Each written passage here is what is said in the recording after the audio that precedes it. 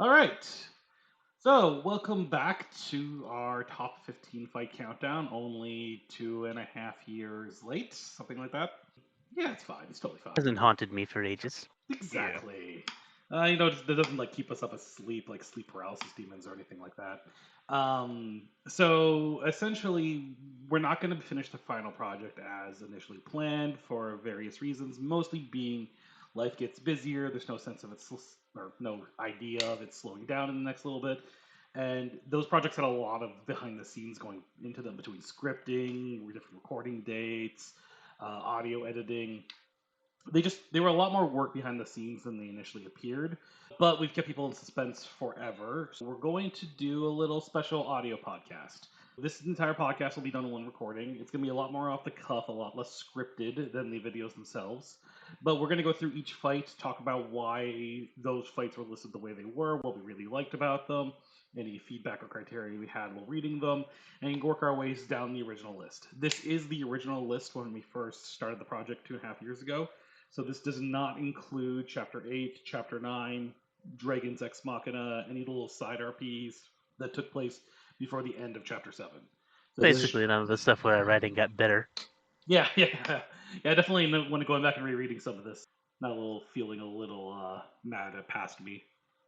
Don't worry, we'll be saving those for the second part of the second top 10 list, which should be coming out in 10, 15 years based off our current track record. I'm feeling 2042. good about 2050. I think 2042. I think we could be ambitious. Yeah, maybe optimistic. Yeah. We'll shoot for an even 2045. So, anyways, as a reminder with this list is based off our pre-existing recognitions. It's obviously not a completely defined list. We have our own biases involved in what things that we like to see in a fight. This is the same list that we made all those years ago, so the criterias of the original video is all still relevant. Definitely take a review at that original YouTube video we put down where we break down what we consider makes a fight good. Just as a refresher, I'll probably put that in a post in the link whenever we share this. But otherwise, I think we're good to go. So, if someone can give me a really epic fight number 9 voice, I think we'll get started. The Voltio, the Radio Man. Fight number 9. Perfect. So, fight number 9 brings us into our first encounter with well, not first encounter, but first time they come up on this list, second encounter with the Tri-Dragons. This fight is known as Leo, Kotana, Kaya, and Relton versus Bravebriar, Madge, and Liz, which can be found in Chapter 4. And what a mouthful it is. So this fight is basically for the team dynamic. And there's a whole bunch of really, really good stuff in this fight with kind of little individual moments, quotes, all that stuff. And we're going to get all into it. But I think really at the end of the day, the main reason this fight made our top 15 list was there's such few really good group versus group fights where they're also using team play because there's actual team play moments throughout this fight that makes it really interesting to watch. Yeah, I mean, as you all probably figured already, most of the fights that we have on this list are mostly just one group facing like some super powerful big bad, or a few people fighting against like a whole swarm of like nameless red-shirt mooks. Stormtroopers, yes, yeah.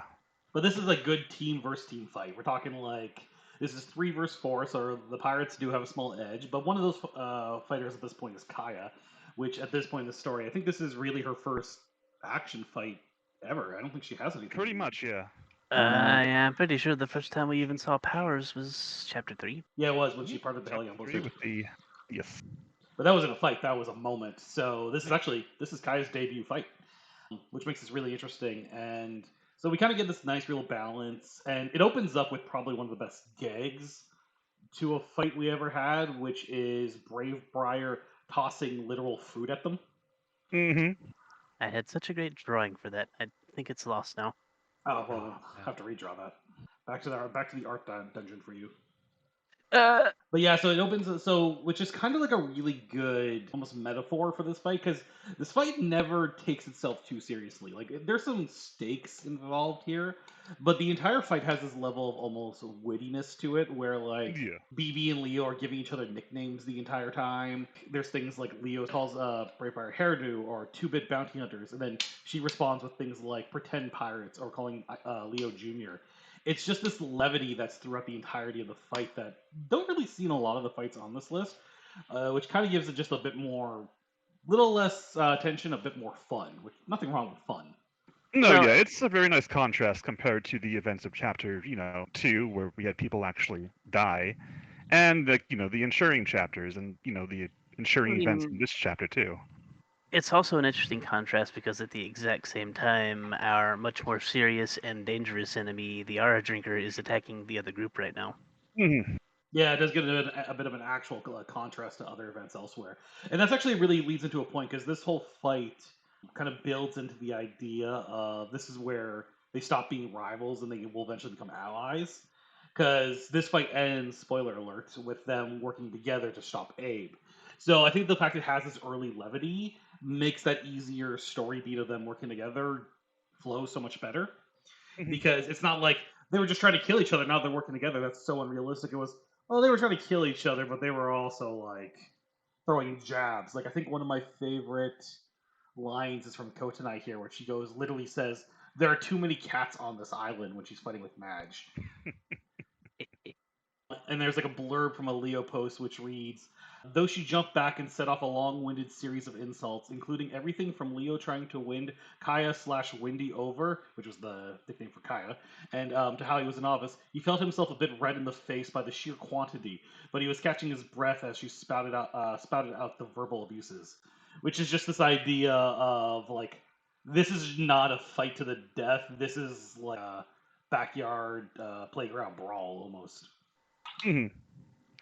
And one other thing that I kind of appreciate is the whole dynamic between Relton and Liz. Because I feel like we have not had that many actual wizard duels in the RP at all, to be honest. This is actually the first. That's the first real wizard duel in the Hmm. entire story. No, yeah, so I thought it Oh, was really yeah. cool, seeing them, bring to bear their magic and trying to counter each other's spells and this big chaotic mess that was honestly a lot of fun to read. And it's also just kind of interesting because at the time I don't know if we had nailed down the magic rules quite very much, I mean, but a little. but it sort of accidentally establishes Liz as kind of this magic powerhouse kind of early on, and not entirely intentionally, but she holds her own pretty well. Well, I think that plays well into a fact that whether this was like a lucked into retcon or not, Liz draws power from her environment, and that's something we kind of explain better later in chapter 9. But it makes a lot of sense that Truncantis is kind of like, if she was like a Yu-Gi-Oh card, she had the field advantage for this fight because Right. like it's a magical forest that has literally absorbed crazy amounts of magic over the last couple decades. There could be no better place for her to fight somebody. Hmm. Right, and apart from, I guess, Raziel in Chapter 2, there hadn't really been a bad guy that had posed, or an antagonist that had posed a very serious threat other than Abe himself, who was just getting started in that other scene. Oh yeah. I think it also speaks to Relton as a character too, just to pivot the other end of that fight, because he holds his own throughout that entirety of this fight, while also mentioning the whole idea of playing into the team collaboration. He actually is providing Yeah, energy shields for Kotanai, Kaya, and Leo the entire time. So he's like Hmm. blocking and dodging their blows while fighting this one-to-one duel with Liz, and then he pulls off the win with not even a magic move; it's with deception. which is just excellent from my view, just because, sorry, I'm stumbling over my words. I'm kind of bad at this sort of thing, but it's just, I like that at the end of it, there's just a little bit of a, bait and switch. Yeah, like it subverts the Like, expectation. like you expect him to hit her with some big spell, and that's what it's all been building up to, and then it's not really. Nope, it's a little. Oh, I lost. Oh no! Then here's a little blind spell, sucker punch. This is also when we come to the other aspects of this fight too. One of the ones I really enjoy. This is where Leo's second fabrication blade comes from. This is the first time we see anything that isn't Inferno mode, and it comes from Kaya, which plays also nicely into the fact this is her debut fight, which is how Hmm. we get our hands on Gale mode. And it's something Leo and Kaya crave very much in the heat of the moment of this fight, which once again is that idea of like this is team play. This is not them fighting individually.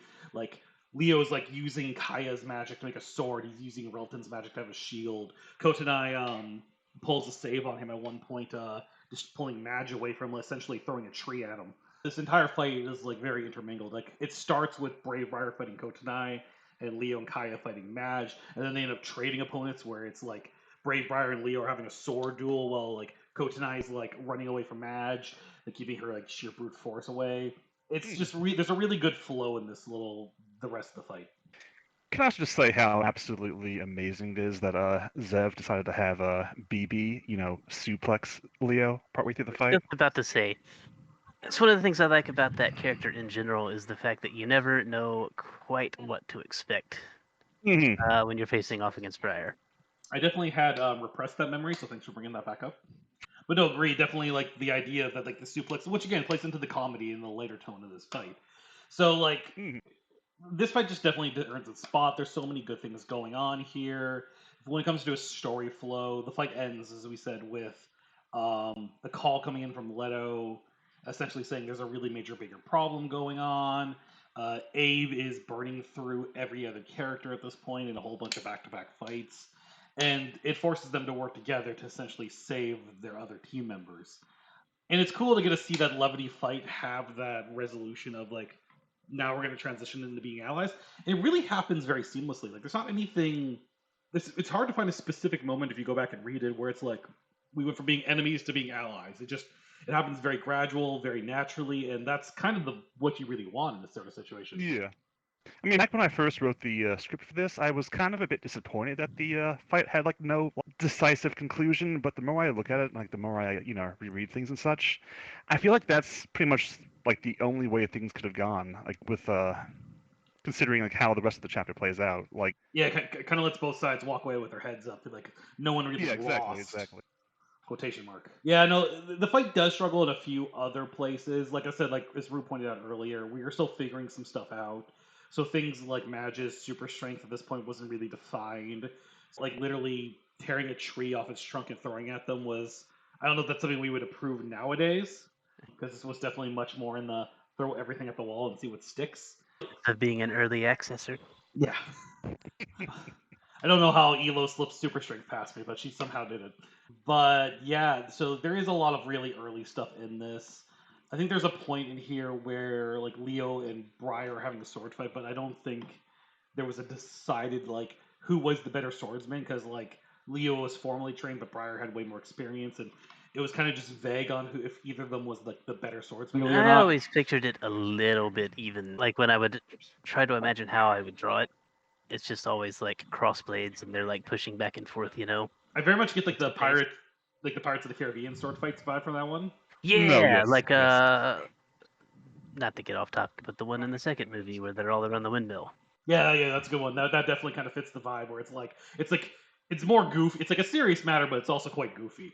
Yeah, I think that's about everything we want to say. So the only thing that keeps this fight from getting further down the list is, while its goofy nature is definitely a huge pro, it is also a con when we talk about much more later, darker plot, emotional resolution fights that have so much more weight to them. Though it does make you hope that maybe at some point there could be a rematch for this down the road to get that more conclusive ending, even though it's just like a sparring practice training thing.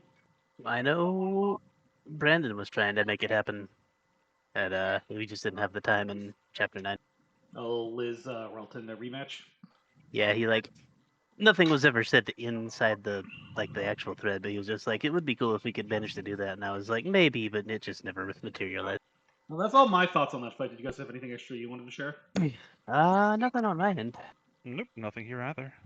All right. Well, on that note, I think we're gonna move down our list to fight number 8.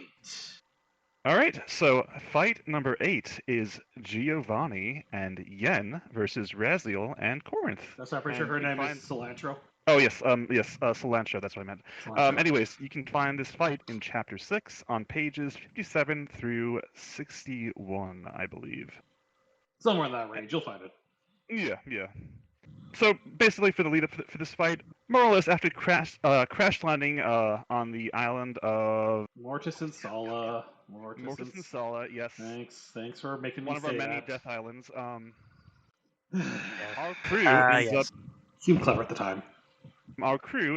leading a revolution against Zeus, a exiled fae who has more or less become a I suppose you'd call him the king, emperor, ruler, whatever of Morton Sala. Yep, slave driver. But yeah, so he's technically like it's weird because Zaus's whole thing, and this is definitely a little bit of a sidetrack. He's the lord, but they're also supposed to be courtless fae, who means they don't have a proper court structure, but they also have like a hierarchy. To be honest with you, that might be something I'd maybe re-toy with a little bit down the road because I don't think that worked out the way I was hoping it to. But yeah, so no, Zaus is there. Zaus has himself a very lovely little tree fae wife by the name of Celestis, or as I pronounced it, Cilantro for the longest time. Cilantro, yes. Cilantro. Yes, Good old yes. cilantro. Look, she looks like cilantro. But- It'll work. But the fun twist with Celestis is, her she also has another name by Yen, which we know is Geo's wife. So the Shock, wife shock, he's surprise, surprise. Gas, me- gas. during the events of the chapter, Yen and Geo end up working their ways back into their arms. And then I think there's a very cut to black at one point before they find their way back in the forest. Wink, wink, nudge, nudge. Bada Wow, wow. Bow, chicka, bow, wow.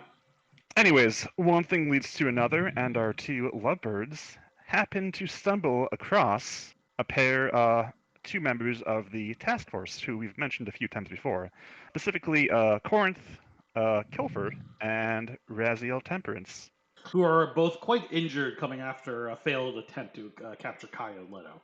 Which that Yes. fight did not make our top 15, spoiler alert. Good fight in its own, it just was too short-lived to make the cut. But the quick... Didn't have that. Yeah, the cliff notes of that is they try to capture Kaya. Kaya ends up overpowering Raziel with the wind as they kind of have like a wind off, and she ends up being more powerful. Which is kind of was actually, now that we can talk about this a little bit, chapter 9, that was actually one of the clues that was dropped that she was more than just a mere artificial celestial. Because when she faced off with another artificial celestial in a 1-to-1, she overpowers them to kind of suggest that she is more powerful. Because, she's Aouria and the source of Raziel's original magic. And then she also essentially burns off one of Cornwith's eyes in that fight. And Leto even gets a nice little redemption moment in there. Yeah. Then was that fight stuck in a tree, but I think he threw a grenade into Anyways. Cornwith's face. that is true. That is true. Anyways, after Kaya and Leto make their escape, the two wounded task force members, as we mentioned, happen to stumble across Geo and Yen as they themselves are escaping from the capital. And while this fight is technically qualified as Geo and Yen versus Raziel and Cornwith, this is just two completely individual fights. This is Geo versus Cornwith and Yen versus Raziel, because it quickly breaks down to two. While they fight side by side and they're kind of aware of what's going on, they're each having their own individual battles. Not a lot of interplay, you would say. No interplay. But while they don't have the interplay from the previous fight, their individual battles are quite awesome. And I think the thing that really kind of helps this fight stand out a little bit is it's just an all-out slugfest. Every single character in this fight brings their A game. I mean, after the whole fight, alongside the fight with Shiloh and the others, I feel like this was one of the best cases of the artificial celestials, like, showing off the full extent of their powers and not having to hold back or not having to, deal with any other issues as they, like I said, basically just go all out against Yen and Geo. I was just gonna say it's also one of my favorite kind of matchups, at least partially because Geo doesn't really have any powers other than his martial arts, and I always like it when a normal guy comes up against somebody super powered, and just has to bring it. Yeah, and Geo's swordless. This is probably the first time we really get to see that on display. Like he uses a whole bunch of different techniques on display. He's doing things from like swatting acid crystals out of the air to dodging like the ground falling out from underneath him. And then there's also kind of something really fun in the course. The fight is Hornwith ends up mimicking Geo at the very end because if anyone who knows swordless techniques knows that you announce all your names. And there's a point where towards the end where Geo goes ultimate form Gladio, and Cornwith responds with final act Crimson Coliseum. Oh, and that is so cool!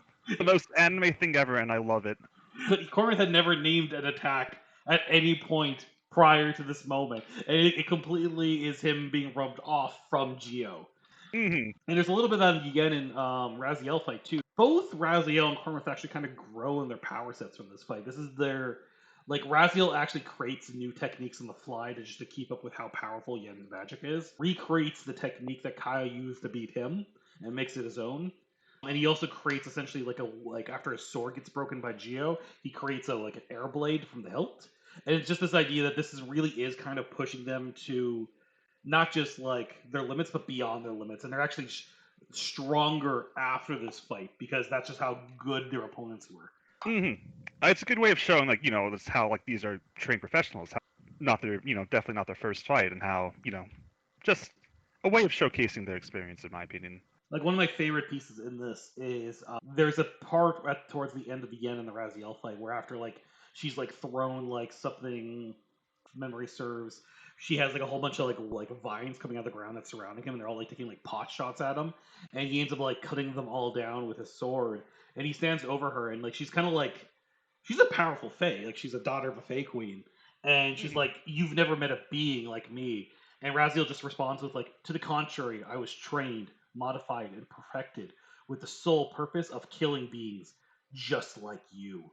And it plays into this idea, which is this is what the Artificial Celestial Project was created for. It was created to counter out the most powerful Faes. It was meant to be a counter to the Solstice Knights and the Fae Queens and Fae Princess could take down Heians by themselves. So get a chance. This is probably really the only good window where we actually get to see the Artificial Celestial Project working as intended. One of those things where I enjoyed the spectacle of it, but I didn't give it the attention it deserved at the time.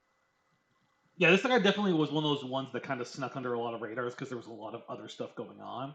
And it's if you haven't ever given a chance to kind of just read this fight back to back, like just load up those page numbers that we mentioned earlier on, and just like because I think it's only maybe 20 posts, maybe 24. It's not all that long, but it's just a lot of really like if you get to read those posts back to back and just like you read the Geo post, read the Yen post, you skip 15 posts, you read the Cornworth post, you read the Raziel post, you skip 10 posts, so on and so forth, and you get that proper back-to-back reading. It's really clear just like the high level techniques that are displayed that I think with like how the RP format works, this guy ended up becoming a bit of a sleeper fight. Not to mention, I feel like from a story standpoint, this fight has a decent bit of catharsis as well, because even though both Geo and Yen were only introduced in this chapter, we did spend a good amount of time hearing about, their relationship, what they mean to each other. So seeing them fighting with each other, but fighting alongside each other, I don't know. I just felt like it had like a lot of nice, nice bit of a oomph that helped add a bit more weight to the fight, and really upped the stakes. Plus, with the fact that this ends up becoming a loss for Geo and Yen, because Yes. spoiler alert, the Artificial Celestials beat out the non-Artificial Celestials. Yen gets captured and brought back into the prison of the Federation, which serves as Geo's goal of trying to find Cilantro all over again. So this fight really does set up nicely that there's still a wall for Geo to climb, and his goal now brings him directly in opposition with the Artificial Celestials, which ties him working with the crew just that much better. Yes, it's just a nice catalyst all around. I think there's also probably something a little unintendedly interesting that comes out of this fight that we didn't know at the time. But the fact that Cornrith's probably main Tempest Edge rivals is Geo and Leto. And now Leto, who's also picked up Swordless, that could be really interesting for down the road. It's like poetry, it rhymes. Oh yes, I will be interested to see their rematch. Should it ever come to pass. Yeah, Leto and Cornrith have had two major fights now, and now we're setting up for a really interesting third final rematch if we ever get there. I mean, to be fair, I wouldn't call the first encounter a fight, more like Corinth threatening Leto and Leto crying on the inside. But anyways, yes, continuing. All right, so I think that's about everything we want to say about this guy. It was a really, really good fight. The only thing that keeps it from being further down on the list is a little bit shorter.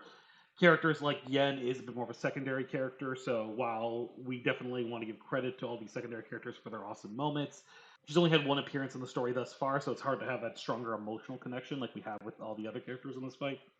And this does really serve as kind of a bit of a debut, because we know there's always a vibe that this fight is setting up for greater things down the road. So it's those later payoffs will definitely overshadow this. Not to mention, I would have liked personally to see a bit more, team play between the two before. Yeah, some team play definitely would have been like husband and wife back to back fighting. Yeah, exactly. Yeah, that definitely probably would have elevated this fight to higher levels. Yeah, they have some really good chemistry, so I think they would have added to it. But overall, the fight was still pretty solid. I think that wraps up fight number 8. Moving on to fight number 7. The big matchup between Bedalia and Crow, and then you throw in a couple of extra characters, and you get Roche and Rear Admiral Calendra as well. So that is how you pronounce it. So anyway, like I said, this comes in at chapter 5, and I believe the page numbers are page 23 to 30. This is one of those that I was saying before. In retrospect, it's a little bit of a mess. Like a dive down into it, but I think it comes out okay. It's definitely, this is a fight where its lows are low, but its highs are freaking high. Like, there's some aspects of this fight which are just really, really good. Also, I just enjoy being talking about this fight because I'm not in this one, so I don't feel like I have a bias talking about it. So there you go. I unfortunately might. Ooh, But yeah, so to start with, I read this one yesterday, just to refresh myself, and I had forgotten exactly how all the pieces came together. It is a Like, little messy how the pieces come together. You're not wrong, because I reread this the other day too.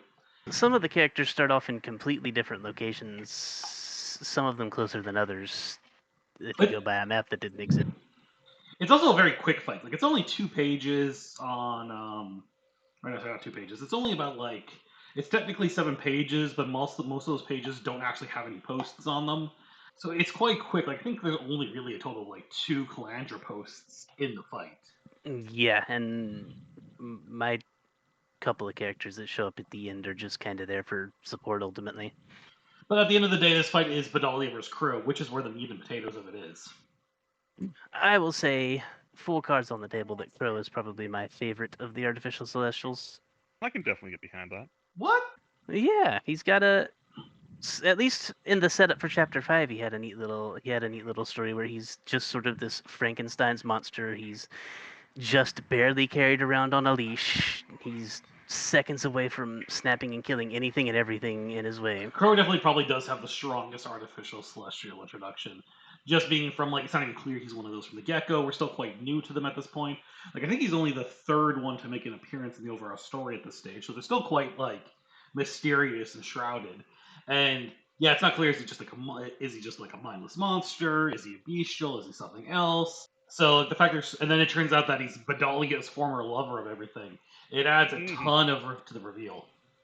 Not to mention, it adds like this absolutely massive, bittersweet kind of twinge to the actual fight itself as a whole. Yeah, that's right. And it's just one of the things I appreciate about him is just that, he's got all this mystery, but one thing you do know for certain is that he's hostile to pretty much everything, and I believe that is very much characterized in this fight. The opening of this fight is literally Crow pins Leo against a wall, and he's kind of like digging his claws into Leo's scalp, and Bedalia has to sing to draw his attention away, which kind of is where the fight starts, and it starts truly, and Leo escapes as a result. And it just plays into this idea that he's gonna kill everybody. There's a fun fact too: is this is technically Bedalia and Crow's second match of the chapter. They had a very quick earlier match earlier on, so that also immediately raises the stakes because Bedalia has already lost to him once. Yeah, and that was when he was still on the leash, and at this point, the leash holder, Larkin, has been critically injured by Sonya and is no longer in control. But going into the fight itself for some more meat and potatoes, it starts with just this kind of back and forth, which I got this nice little blurb here from a Bedalia post, which is like, blow after blow was exchanged from the angry Crow as time and again his songbird refused to even give him the satisfaction of true bloodshed. The lovebirds twirled around each other in a trance as if they were dancing, like they did once in their youth. Whether it was the dancing of the Lotus River Isle across the mainland of Amon, or a dance of blades where they sparred within the Nocturne Light's halls. Instead of passion in their eyes, though, there was a fear as the half owl's eyes of hatred and the creature's eyes. This was not sparring to hone the skills, it was a battle to the death. And I feel like this little paragraph here just really paraphrases what this is. It's a dance, it's a fight, but it's not like, this is not their youth all over again. This is something very different, very dark, very serious, and it really paints just how far the relationship has fallen. So it starts out with all this knockdown, drag out. There's so much drama happening. Crow is tossing anything and everything around that's not Bedalia. Eventually, sets his eyes on a little sniper who's in a tower, just kind of watching the whole thing go out by the name of Harry, which drags other people into the fight. Now, to be fair, Harry is busy with something else. Because this sort of plays into how Chapter 5 is just a little bit of a mess because the whole fight ends up breaking out into the central courtyard, and there are at least 2 or 3 other different conflicts going on. Harry's dealing with Zack and Kaleo down on a different part of the map, and then on the other side is Roche and AC are having Isaiah. They're all having their own little fight, and it's all in the same location. So of course, all of these different elements start mixing together. Until they don't, when Crow literally climbs up the tower, reaches a giant claw through. Oh, which at this point, dude, Crow is like growing 3 times the size. Pulls a claw through the window and plucks Harry out of the tower like a King Kong. I'm sorry, I just literally picture like Crow hanging up at like the Empire State Building with Harry in his like hand, and Roche is piloting a biplane around him.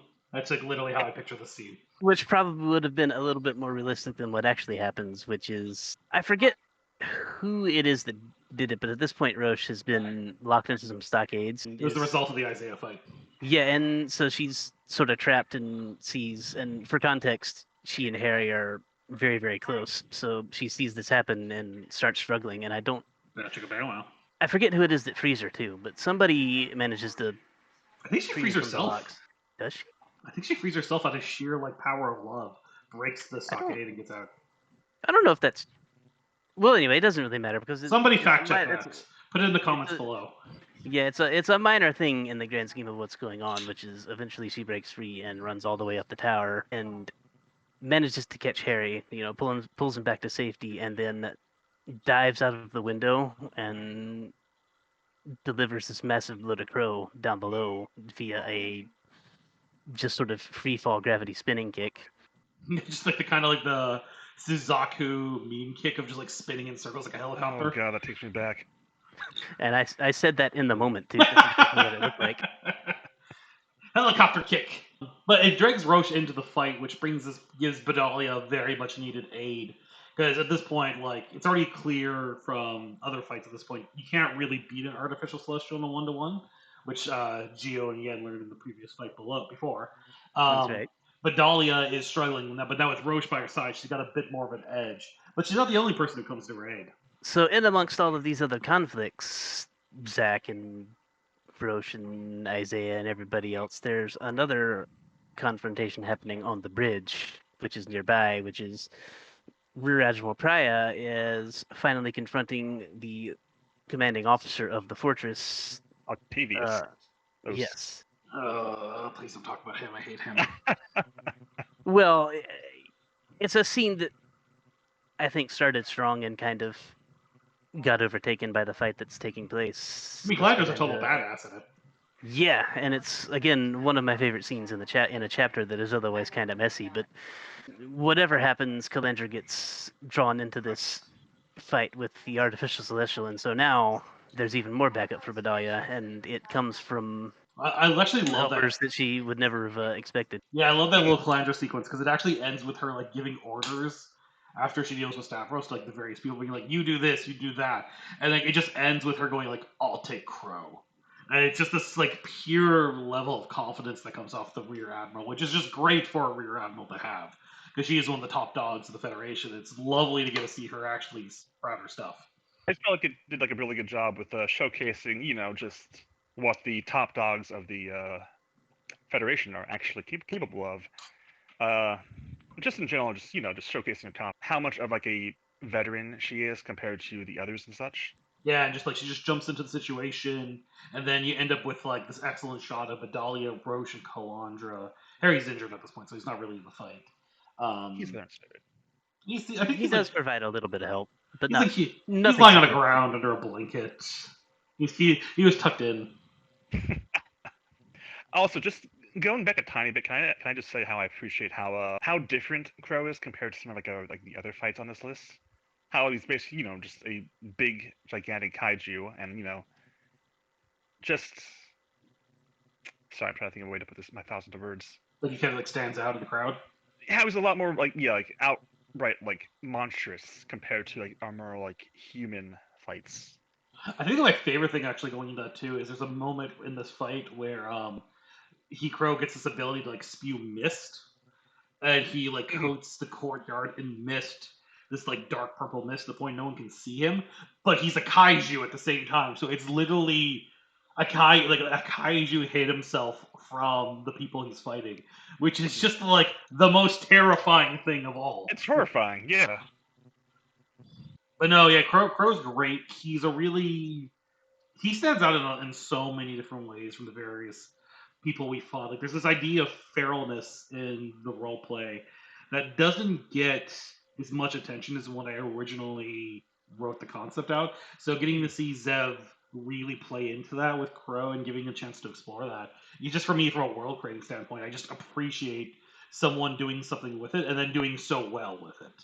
Yes, I mean, and not to mention, I'm trying to remember if this was before or after this fight, but we did have at least one flashback of Medallia and Crow, like in the past, and we got to see like how Crow used to be and how he was, an actually calm, decent person who, you know, Almost a gentle giant back then. yeah, like the exact opposite of how he is right now, which helps add to the whole like horrifying aspect of the whole artificial celestial project, just the Feral nature. current state he's in. Yeah, I think one of my favorite little details that plays into the monstrousness and the way that Crow can stealth around is Zavas does this thing with the dialogue because he doesn't speak much, but when he does, she adds in the actual post she adds this little tiny text that's just like implied to be the words echoing. So it's just like this tiny little sinister echo off of whatever the last word in the sentence was.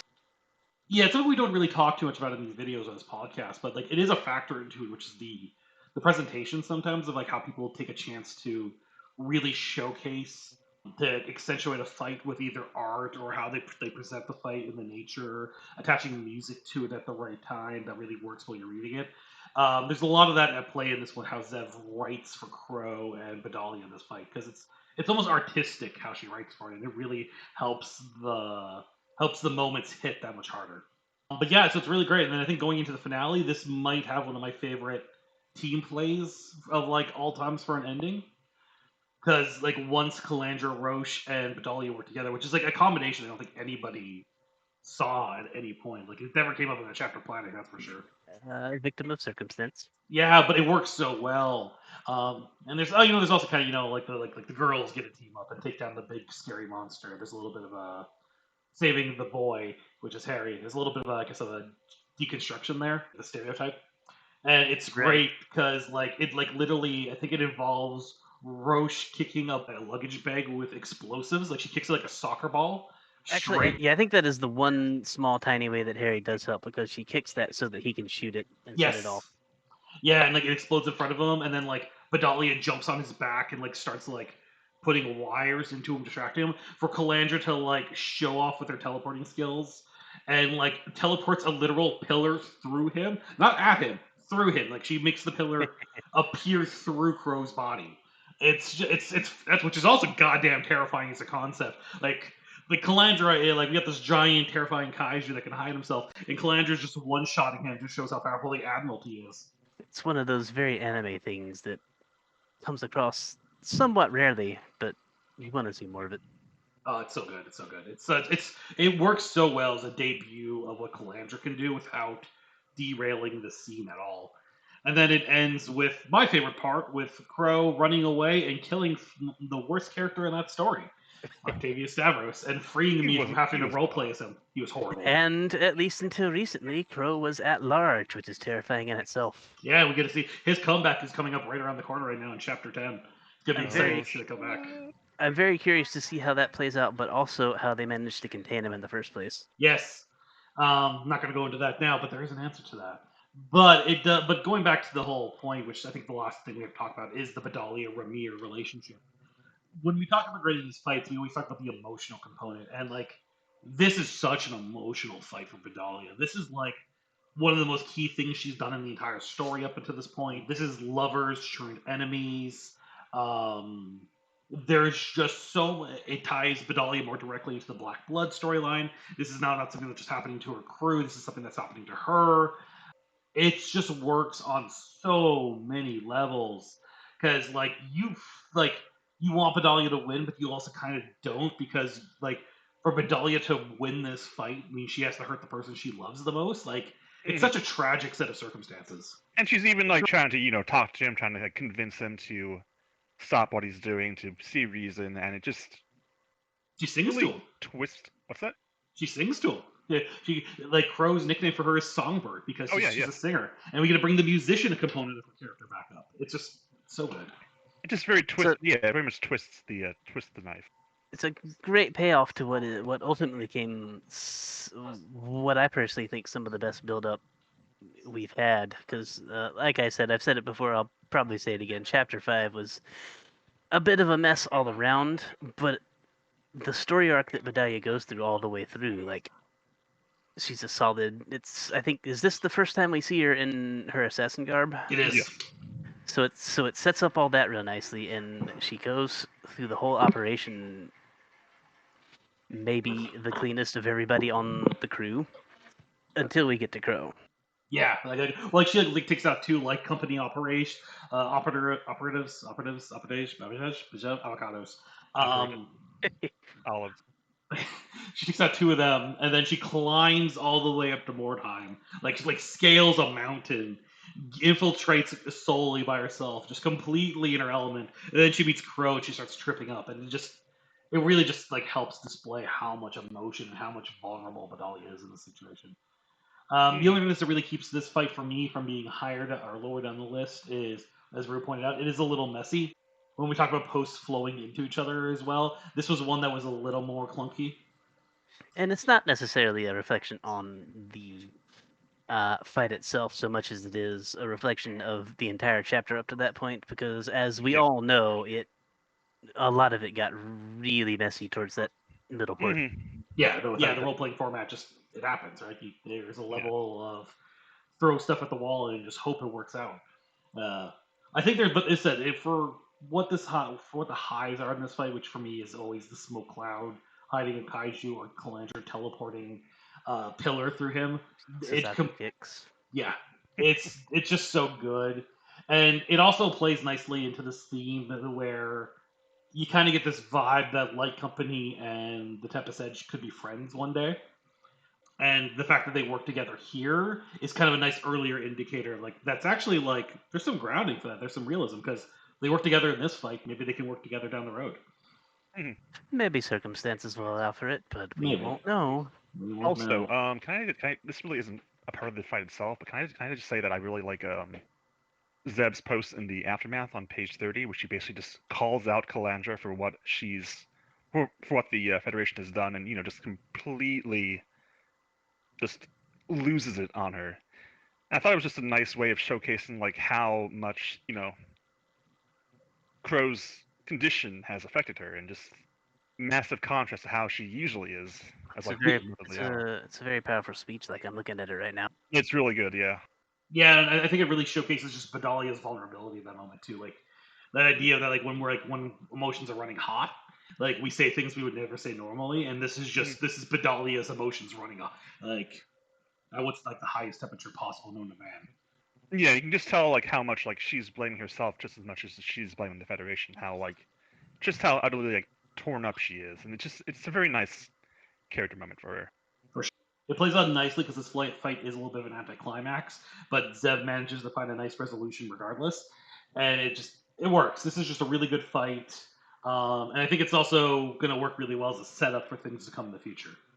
And then also an interesting character point for Calandra as well, because she counters it with empathy, but she's also like, there's really no time for this right now, be realistic. Yeah, there's still a war going on in the background. I think Leo, your captain is off getting hurt somewhere else.